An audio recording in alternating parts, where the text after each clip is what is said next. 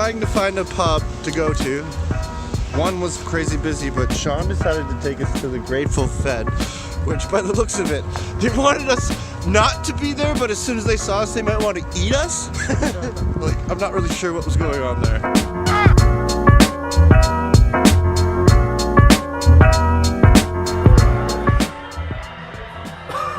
It's like, do I have to sit up straight because of this? Try not to look like a swab. Apparently. I'm professional. No, this is not. Fuck you guys. Yeah, good times had by all. Don't worry about any of this. Just act like it's not even here. This is perfect setup, by the way. So, Yes. yeah. How was the day? Better than the last day? Today? Yeah. I really don't want to talk about You this. don't want to talk about today at all? I feel like you're potentially asking me that question because you know how I feel about today. Being the last day of the month, Tell me more. not for the internet. Inquiring? No, they don't Yeah. want to know. Let's be serious. They have a very specific, it is a very specific audience. And all those people will see this video and be like, oh, that's how you feel about the situation. All right, well, you've been doing this. When did you start? Like 19? You were a lot boy? Detailer? 21, I'd say. Years and years ago. We won't say how many years right now. Judging from the mustache, I assume that it tells your age, much like the rings on a tree. Something like that. Yeah. I'm not going to apologize for this mustache. It is Movember. The last day of the month. Touche. One more day. Touche. So I started out as a lock guy. Listless, 21-year-old playing some lacrosse. Had absolutely no goal in life to be in the car industry in any way, shape, or form. Started moving cars, driving cars around, and probably the first month, one of the sales managers came up to me and offered me a job in sales. Really had no experience with cars in any way, shape, or form other than parking them for a month. How did you get your nickname Crash? Damaged 3 vehicles before I sold one. Yeah. That's another story for another time. Basically, they had to force me to start selling cars and gave me a guarantee, said, you're 100% going to make way more money than what you're doing right now.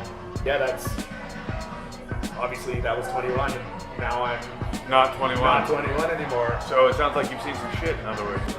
Well, we were just talking about this today. It's really, really dumb. But obviously you're familiar with the car industry. Putting out balloons, I've dabbled. right? It's Yep. one of those. It sucks. You just do it. You get fake the- a latex allergy pretty much every other day. Who am I kidding? I fake a latex allergy every time. every time. You've always got those people that in the crew that you're like, yeah, they've never done balloons, never helped out once. Yeah. Everyone hates them just a little bit, but it's kind of worth it to be that guy because then you don't have to do balloons. It sucks. Yeah. That's why we're in the internet department. Exactly, right? And that's why, I became a manager, so I didn't have to do balloons. But yeah, I'm at a Honda dealership, and I'm in management by this point, and the sales guys are just goofing around. They're like, you know what we should do? Screw these balloons. We have to do them anyway, let's have some fun with it. And they created this giant balloon H for Honda in red, about 10 to 15 by 10 to 15 feet, right? So giant. And like normal, regular sized balloons, right? Just put them all together, tied them, and I don't know how long they spent on that thing, but it was a waste of time for sure. But when they strung that thing up, right? Strung that thing up in our area, little auto mall type of place, several dealerships in the area, like it was bringing attention. A couple hours later, so they tied it to a CRV on the front lot. I'm talking to one of the sales managers in the showroom, and I see one of the sales guys put a dealer plate on the back of the CRV.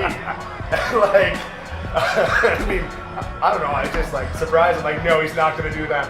And of course, Just drives away. I run out, can't try to call out. They're already driving right off the front of the lot, and the H just pulls down. They're pulling down behind the vehicle. We run back in. We call the sales guy on his cell phone, tell him to pull right around.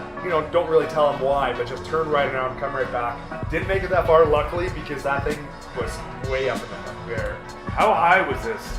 Well, 15 by 15 red H. customers come back in, don't know really what happened. Yeah. But they're walking in the door, talking about how it was making a weird noise, and it didn't quite.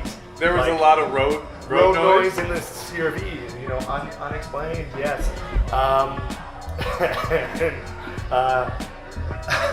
and off the line, it didn't seem to have the same pickup, same get up and go. But yeah, like again, just It was a driving. 4-banger then, right?